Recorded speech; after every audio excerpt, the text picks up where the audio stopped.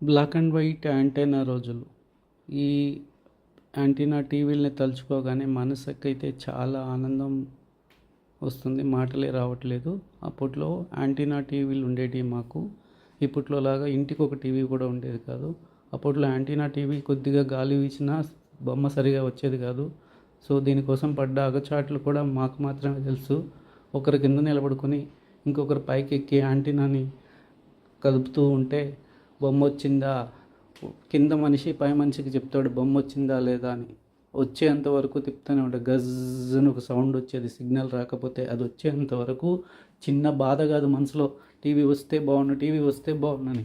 పైనుండే వాళ్ళకన్నా కింద కూర్చున్న వాళ్ళకి టెన్షన్ పెరిగిపోయేది అనమాట. ఎప్పుడెప్పుడు వస్తుందా బొమ్మ బొమ్మ బొమ్మ అని అలా కలవరించేవాళ్ళం. అంతేకాకుండా ఊరికి ఒక్క టీవీ మాత్రమే ఉండేది. అందరినీ ఆరు బయట కూర్చోబెట్టేవాళ్ళు. ఒక్క టీవీ ఉన్న వాళ్ళు మాత్రమే ఇంట్లో కూర్చొని చూసేవాళ్ళు. అది ఎట్లా ఉండేదంటే టీవీ గుమ్మానికి ఎదురుగ్గా ఉండేదన్నమాట. బయట వాకిట్లో కూర్చున్నా కూడా ఆ టీవీ కనబడేది. ఈ టీవీ చూడడానికి పావలా 10 పైసలు పే చేసిన రోజులు కూడా ఉన్నాయి. అప్పట్లో ఇప్పట్లో లాగా ప్రతి ఇంటికి ఒక టీవీ ఉండదు. ఒకే టీవీ ఉండేది ఊరు మొత్తానికి. ఆదివారం అవుతుందంటే సినిమా వచ్చేది. దాన్ని చూడడానికి కోసం పావలానో 10 పైసలు ఇచ్చి సినిమా చూసేవాళ్ళం. శుక్రవారం రోజు చిత్రలహరి అని వచ్చేది. అది కాకుండా శాంతి స్వరూప్ గారు చదివిన దూరదర్శన్లోని వార్తా విశేషాల కోసం చాలామంది పెద్దవాళ్ళు ఎగబడేవాళ్ళు. ఆ టైంలో వేరే ఇంకా ఏమీ రావు. ఆ న్యూస్ వస్తుందంటే టయానికి. అంతేకాకుండా అప్పట్లో టీవీ చూడడానికి సాయంకాలం 6 గంటలకే భోజనం చేసేసి ఎవరి దగ్గర అయితే టీవీ ఉందో వాళ్ళ ఇంటికి వెళ్ళి వాకెట్లో కూర్చునేవాళ్ళం. ఆ ప్లేస్లు కూడా కొట్టుకునేవాళ్ళం అనమాట. టీవీకి దగ్గరగా వాళ్ళ వాకిటికి ముందరగా కూర్చోవడానికి కొట్టుకునేవాళ్ళం, తన్నుకునేవాళ్ళం, గిచ్చుకునేవాళ్ళం. ఇలాంటివి చాలా మధురానుభూతులే ఉన్నాయి. అప్పట్లో టీవీలు ఇలా ఉండేవి. 2 డోర్లు ఉండేవి, చాలా పాత మోడలు. ఆ డోర్లు ఓపెన్ చేసి టీవీ పెట్టేవాళ్ళు. సిగ్నల్ రాకపోతే గజ్జని వచ్చేది. గాలి వచ్చినా వాన వచ్చినా బొమ్మ అయితే వచ్చేది కాదు. ఆ బొమ్మ వచ్చేంత వరకు మేము పడ్డ ఆతృత ఇప్పుడు కూడా గుర్తొస్తుంది. ఇప్పట్లో అయితే ఇలాంటి అగచాట్లు లేవు.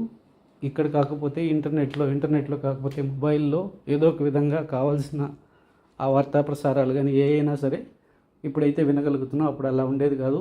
దీనిలో వస్తేనే మేము చూడగలిగేవాళ్ళం.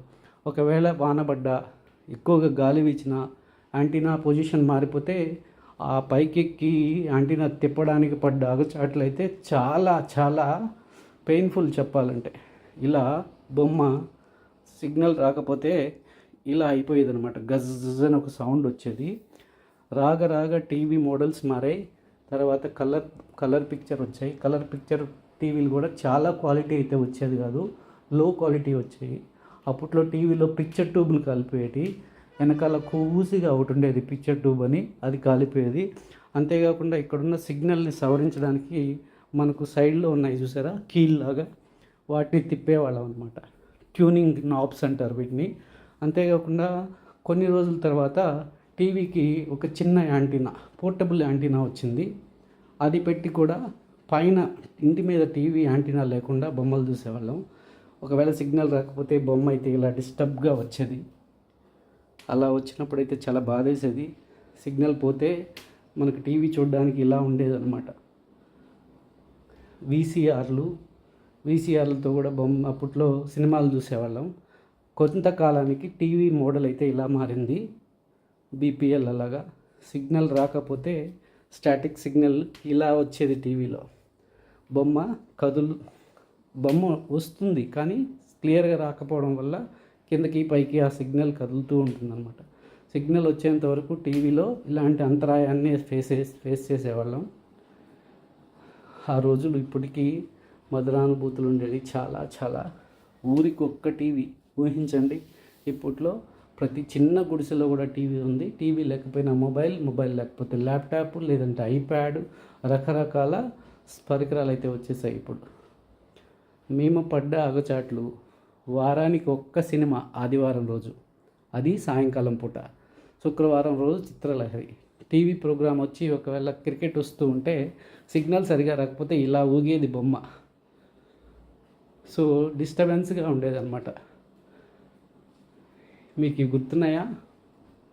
ఖచ్చితంగా మీరు 80s 90s కిడ్స్ అయితే ఇవన్నీ ఫేస్ చేసి ఉంటారు.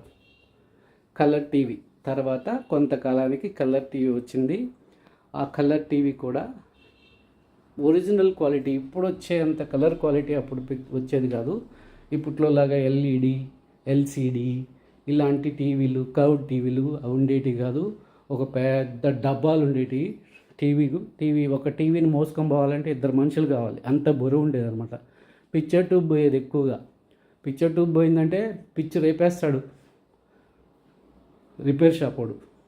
ఉన్న డబ్బులంతా దానికి తగలేయాల్సిందే. సిగ్నల్ కలర్ టీవీలో రాకపోతే ఇలా వచ్చేదన్నమాట. సో ఇలాంటి మధురానుభూతులు మీలో ఎంతమందికి ఉన్నాయో కామెంట్ ద్వారా తెలియజేయండి. కలర్ క్వాలిటీ ఇది అనమాట. అప్పట్లో క్రికెట్ వస్తుందంటే టీవీకి అతుక్కపోయేవాళ్ళం, క్రికెట్ ఫ్యాన్స్ అయితే. ఆ టైంలో అందరూ సాయంకాలం అయిందంటే 6 గంటలకు అన్నం తినేసి అందరం బయట కూర్చొని సినిమా వచ్చినంత వరకు చూసి ఆ తర్వాత ఇళ్ళకెళ్ళి పడుకునేసేవాళ్ళం. అప్పట్లో టీవీ ప్రసారాలు కొంత టైం వరకే ఉండేవి, అర్ధరాత్రి వచ్చేటివి కాదు. ఇప్పట్లో లాగా 24/7 ఉండేటివి కాదు. వార్తలు రోజుకు 2 సార్లే వచ్చేటివి దూరదర్శన్లో. అందులో శాంతి స్వరూప్ గారి వార్తలు ఇప్పటికి కూడా మనసులో మెదులుతూనే ఉన్నాయి. టాడాం అని వచ్చేదన్నమాట ఒక సిగ్నల్. ఇలా డిడి ఛానల్లో వార్తా ప్రసారాలు వచ్చేటివి.